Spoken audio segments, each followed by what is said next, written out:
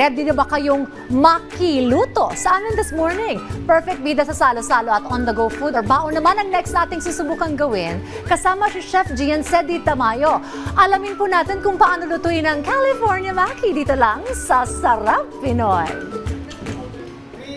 If food were a personality, California Maki would be the cool and popular one. Ang crowd favorite na hindi mo kayang i-resist sa mga big occasion o kahit casual dinner. Kaya para turuan tayo kung paano ito gawin, makakasama natin si Chef Gian Cedi Tamayo dito lang sa Sarap Pinoy. Sisimulan po natin ngayon ang paggawa ng ating California Maki. Meron tayong nori sheet, meron tayong sushi rice. Bawat chef may kanya-kanyang paggawa ng California Maki or tinatawag nating Maki.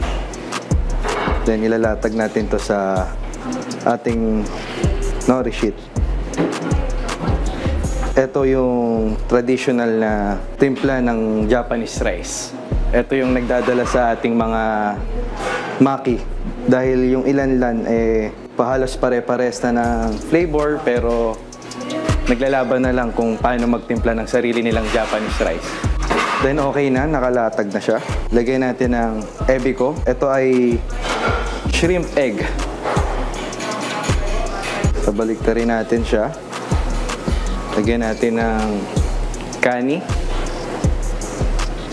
cucumber, then ripe mango. Then tsaka natin siya i-fold.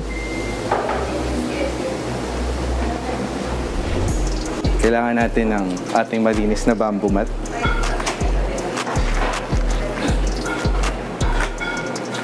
Then itong ating sushi knife. Water. Kaya may water is para hindi dumikit yung sushi rice upon slicing the maki.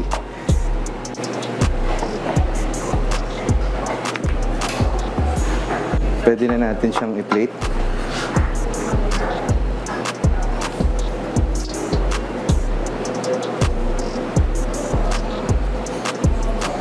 Para mas magkaroon tayo ng sariling version ng California Maki, pwede natin siyang lagyan ng iba't ibang sauces na kung anong alam natin ay kagaganda ng ating sariling version. So sa akin ay ilalagay ko personally is Japanese mayo.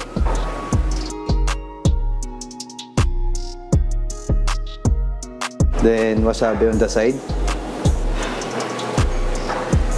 And for added flavors, nilagyan rin ito ng Japanese naturally brewed soy sauce sa tabi ng ating California Maki. O ayan, ganun lang kadali.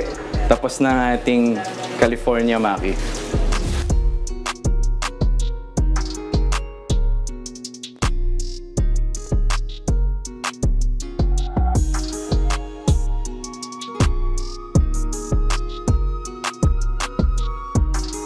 Whether lunch date or food trip with friends and family, California Maki is the life of the party.